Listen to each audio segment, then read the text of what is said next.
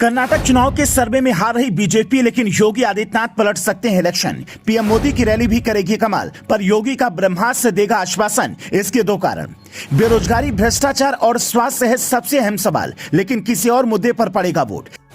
कर्नाटक चुनाव से पहले सी वोटर का एक सर्वे आया जिसने पूरी बीजेपी को हिलाकर रख दिया। खलबली ऐसी मची कि तुरंत मीटिंग बुला ली गई, क्योंकि जो नतीजे सर्वे में दिख रहे थे वो बीजेपी के लिए अच्छे नहीं थे। लेकिन इस सर्वे में जो अलग अलग सवाल जनता से पूछे गए थे, उन्हीं में बीजेपी की जीत का फॉर्मूला छिपा था, जिसे अमित शाह जैसा चाणक्य 1 मिनट में पकड़ सकता है। इस सर्वे में साफ तौर पर कांग्रेस की सरकार बनते दिख रही है। सर्वे के मुताबिक कांग्रेस को 115 में से 127 सीटें मिल सकती हैं, बीजेपी को 68 से 80 सीटें मिल सकती हैं और जेडीएस 23 से 35 सीटों पर जीत दर्ज कर सकती है, जबकि 0 से 2 सीटें अन्य के खाते में जा सकती हैं।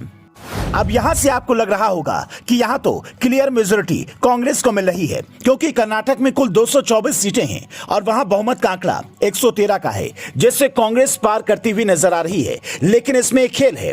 इसी सर्वे में एक सवाल पूछा गया था कि चुनाव में सबसे बड़ा मुद्दा क्या होगा, तो 29% लोगों ने बेरोजगारी को सबसे बड़ा मुद्दा बताया और 22% लोगों ने कहा कि बुनियादी सुविधाएं सबसे बड़ा मुद्दा होंगी। यहां तक भी आपको लग रहा होगा कि कांग्रेस का पलड़ा भारी रहने वाला है, लेकिन इससे अगले सवाल में कर्नाटक चुनाव के नतीजों का सच छिपा है। इसी सर्वे में एक और सवाल जनता से पूछा गया था कि आपको क्या लगता है लोग किस मुद्दे पर सबसे ज्यादा वोट करेंगे, तो 31% लोगों ने कहा लिंगायत आरक्षण और हिजाब पर सबसे ज्यादा वोट होगा। 25% लोगों ने कहा कि ध्रुवीकरण पर मतदान होगा।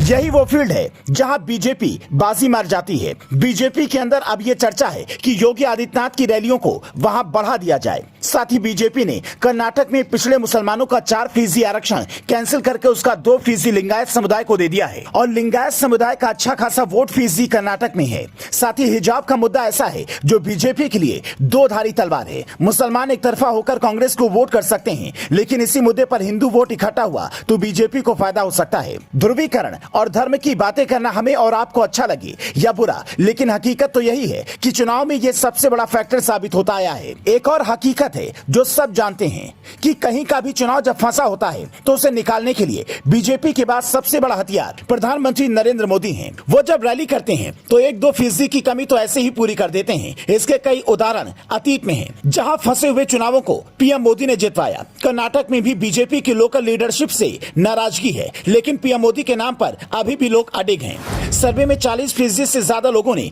पीएम मोदी के नाम पर मुहर लगाई, जबकि कर्नाटक बीजेपी को 32% लोग पसंद कर रहे हैं।